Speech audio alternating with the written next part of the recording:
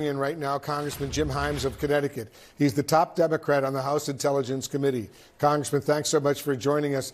First of all, on this continued raid of the Al-Shifa hospital in Gaza, do you believe Israel is operating in line with international law? How do they keep the thousands of civilians trapped there out of harm's way?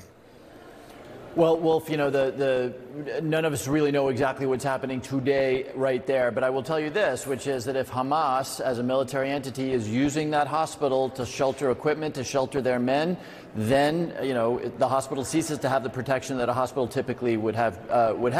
That does not mean, of course, and again, we don't know exactly what's happening, that does not mean that just because the Hamas is using that hospital as a launching point or whatever it may be, that the Israelis can ignore the other elements of international humanitarian law. They still need to adhere to the protection of civilians, to proportionality, and all of those rules. A group of top Israeli officials, as you know, they're expected to visit here in Washington next week to hear the Biden administration's so-called alternatives to a ground invasion of Rafah in southern Gaza. But Prime Minister Netanyahu is insisting Israel will still press ahead in Rafah. So do you expect Israel to heed these new U.S. warnings? Well, to date, Wolf, as you know, Prime Minister Netanyahu has not paid a lot of attention to the concerns of the President or the Secretary of State. But at the end of the day, that's not the critical story. That's the way it often gets framed. But the critical story and the critical question is, can Israel go after Hamas and the remaining battalions in a way that is considerably more humane than the way the war has been conducted in the last couple of months? That's the question. And the reality is, and this is why I'm glad to hear that this meeting is about plans, the reality is, from the tactical level right up to the strategic level, from the private to the general, decisions get made. What kind of munitions to use, what timetable to use, what mechanisms of evacuation of the civilian populations are there, what ability is there to get humanitarian aid. All of those things need to be paid attention to if Israel is going to, in fact, go into Rafah. Secretary Blinken is also set to press Israel on getting more aid into Gaza right now, as the United Nations says famine is looming very large there. Is the U.S. doing enough to help surge humanitarian aid in when children and civilians are starving right now, according to all the latest reports? Yeah, that's right, Wolf. Look, the humanitarian situation inside Gaza is untenable, and every party involved here needs to do more. Hamas, of course, which has a long history of stealing aid, needs to stop that in the interest of the people that they purport to represent. The United States is, of course, doing everything we can. There's airdrops happening. There's a pier being constructed in the ocean. The Israelis need to commit themselves to inspecting land cargoes a lot faster than they are doing.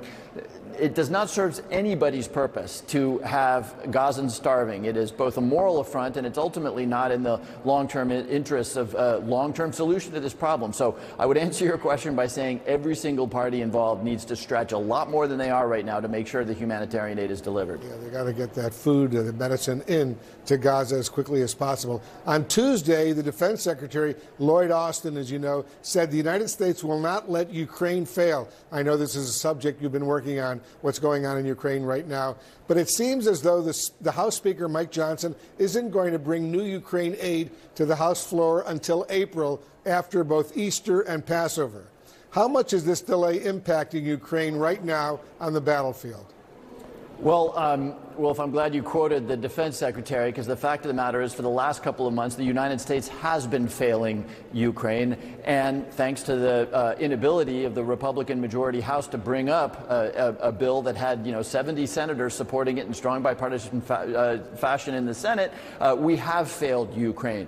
There are dead Ukrainians who don't need to be dead. There's a humanitarian situation in Ukraine that does not need to be as bad, because for months now we have been dithering. Now, the good news is, I do actually believe that once we get through the budget negotiations of this week and come back after the Easter break, I do see a path. I think the Speaker is serious about moving it. But make no mistake, we've already been negligent, to use a benign word, in our support of the Ukrainians and of our support for the fight of democracy against authoritarian regimes. We've already done a lot of damage, and we've got to fix this as soon as possible.